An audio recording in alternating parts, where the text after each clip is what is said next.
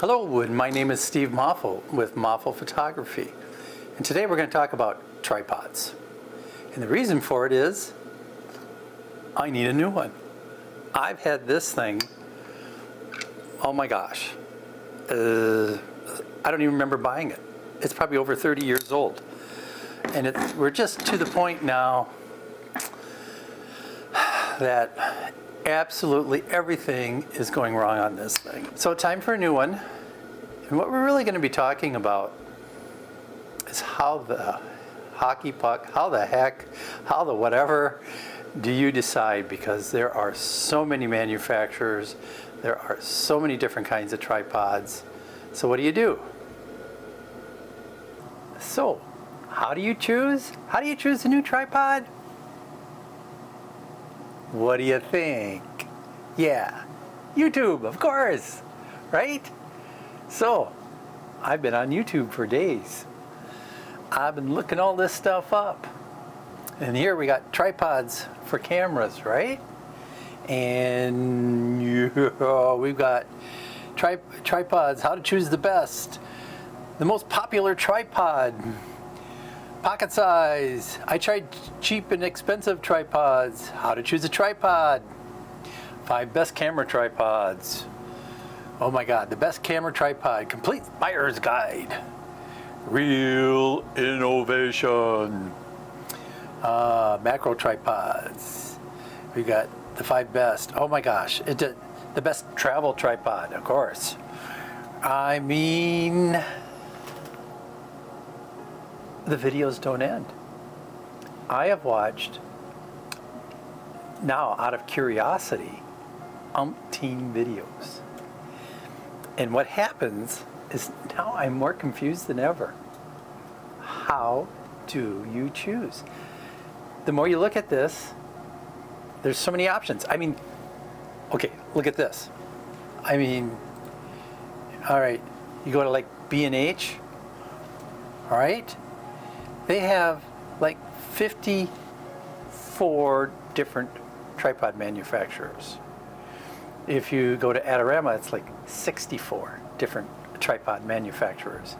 There's things on here that, like the top 100 tripod manufacturers. And then each tripod manufacturer has tons of tripods, right? I mean, some of these, AceBuild, they've got 12, Benro 56, PhotoPro 40 tripods, Manfrotto has 119 different tripods that you can choose from. Let's see. We'll look at some of these others. I mean, some only have a few, right? Vanguard has 56. I don't know who Vanguard is. Sunway Photo has 29. So, yeah.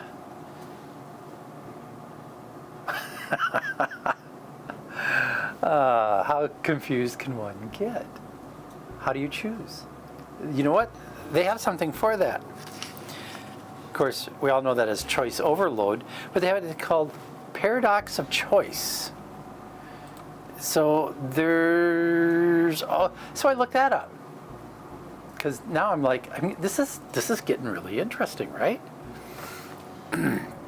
Why it sucks to have too many choices. There's a video on that. Why more choices don't make you happy. The paradox of choice. Very interesting. How to make difficult decisions. Too many choices. Yeah, like this one. Too many choices make you stupid. All right. So, this is a real issue, I found out. The paradox of choice. Too many to choose from. Got some notes here. Too many choices make us less able to make a decision that we're actually happy with. And the other thing is once you do choose something, if you've had too many choices, then you end up thinking, oh, I've made the wrong choice. Maybe I should have chose that other one, right? And now you have regret. So this is a whole issue in itself of too many choices. So it's kind of like looking this up, you get some good advice. first of all, you want to make a list. List your priorities. You know, what are you looking for? What are your needs? So like in my case, I got too many heavy tripods. I mean, 20-pound tripod just doesn't cut it if you're out stomping down the trails. So, light tripod. I wanted a tripod that could go really low, but still had some height because I do a lot of different types of photography. So, you know, I kind of need both. The other choice, I wanted a leveling head. Yeah, I've never had that. You know, that looks nice. Because leveling everything can be a real pain to do and time consuming. And of course, all the other things, you know, you want your legs to go out on uneven ground or, you know, up against something. Kind of some of the choices I think almost everybody wants. So, you know, right away, like for me, it's like, okay, I want carbon fiber. I want that leveling head. But also, because I do kind of so many different types of photography throughout the year, I really kind of wanted a head where I could change that out. So like if I wanted one with a center column, I got the leveling head.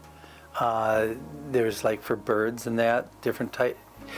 I just wanted to be able to swap out the heads for different things that I'm doing.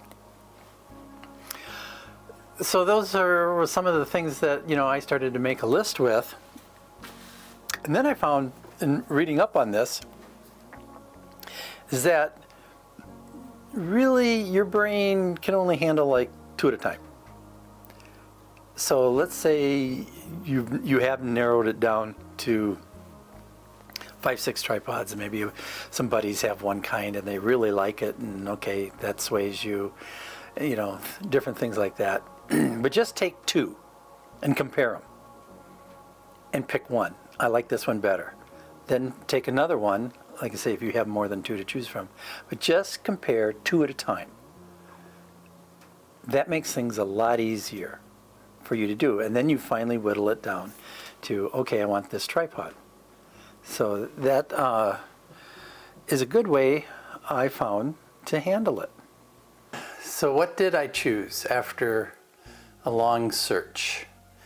First I want to say is that I think I could have chose 3, 4, maybe even 5 different brands, a tripod, that I would have been happy with. I mean, a tripod is a tripod at a certain point. They all do the same thing.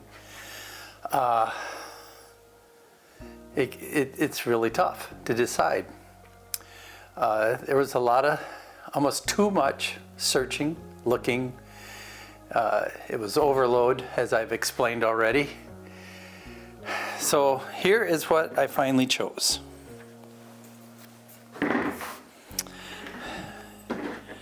I chose Benro. So I got the Benro Mammoth TMTH 34C. And the first thing I think I chose it was I saw enough videos where there seemed to be the consensus that this was the best deal for the money. You got the biggest bang for the buck. There was one video I watched that they kind of dragged it all over the place for a while with several other tripods, and this one stood up as well as they said, at least, tripods that were double the money. So I like that. I'm the kind of guy I like to get the most for the money. I find a lot of times when you pay top dollar, you're just paying for name, you're paying for marketing and advertising, and no thank you. So this is it. And of course the first thing, as I talked about, is weight. This thing weighs a little over 4 pounds, where my other tripod that I've been using for umpteen decades weighs a little over 8 pounds. So I did cut my weight in half. That is substantial now. So yeah. So my first views of this thing, pretty darn happy. So let's kind of go through them one by one. All right, weight being the first thing. The other thing is, I really wanted a leveling head. Just kind of been wanting that for a long time. Because I do panoramas, doing more and more video, and having a leveling head really comes in handy. Yeah, trying to put a level on your tripod that doesn't have a leveling head, and then adjusting the legs, what a pain. So just what little I've used this already, I love it. But the next part to this is I can take this leveling head out. I can put different heads in. So if I want a center column, I can get one. I like that. If I'm going to go do bird photography, I can get a whole different setup that works a lot better. I can put a ball head on it. I like this adaptability. I think over the long term, I'm going to end up with several heads for this, and depending on what I'm doing, will depend on what head I put on it. Because I think what I've found out is no tripod head rules them all. I like you got to have the ability to adjust your legs independently. And of course, a lot of tripods do that. So does this one. I also like the fact that it's very short when it's all folded up. We'll see over time if I like the twist locks. The last time I had a twist lock, of course this was 30 years ago, they didn't hold up very well. And I think the new ones are holding up better. We'll find out. I think what we'll end up doing with this is my first initial reaction to this tripod is I really like it. We'll probably follow up in 6 months and 12 months and see how it fares. The other thing I like, and here again, a number of tripods have it, you have these 3/8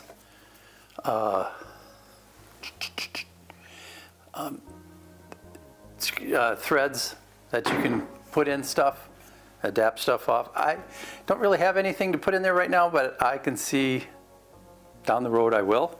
So I think those are going to come in really, really handy.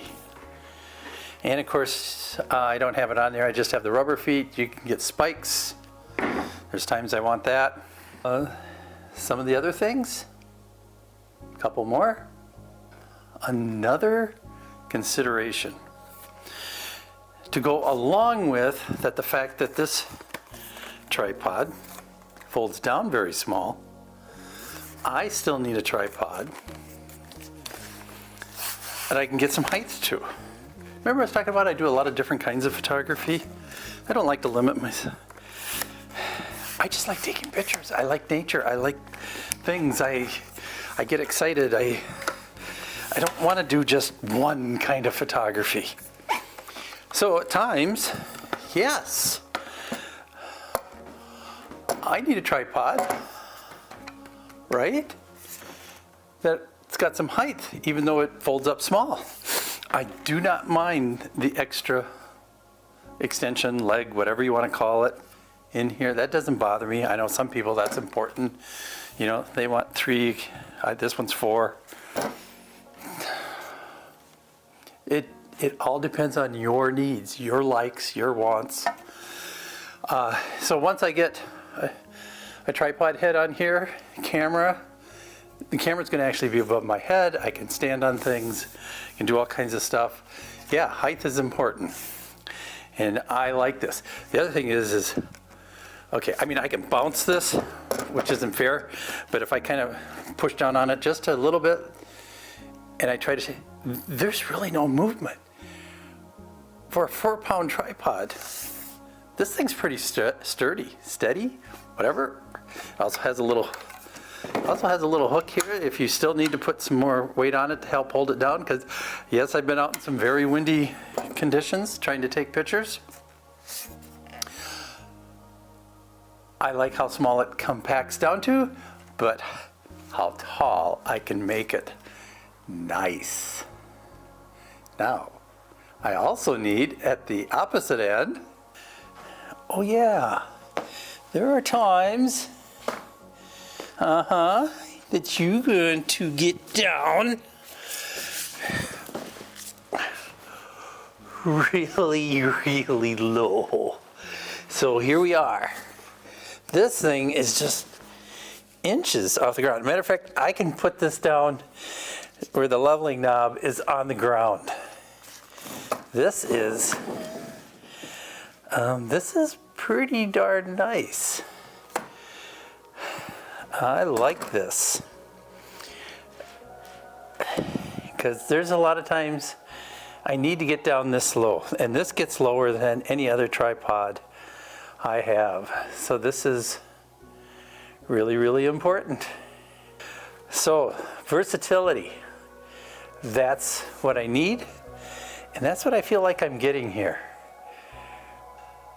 So this video is kind of more about searching for a new tripod, trying to find the right tripod for me, which is what you should be doing, is searching for the right tripod for you, not what others like or not what others recommend. But the search can be fraught with a lot of obstacles because we have too many choices, and you need to carefully navigate your way through that.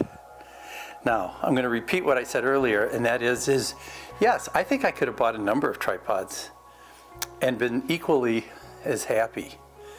And that's probably part of the problem too, is you get down to the last few and it's like, there just isn't a whole lot of difference here. So you got to pick one. Pick one that you think will work for you. I think this will work for me.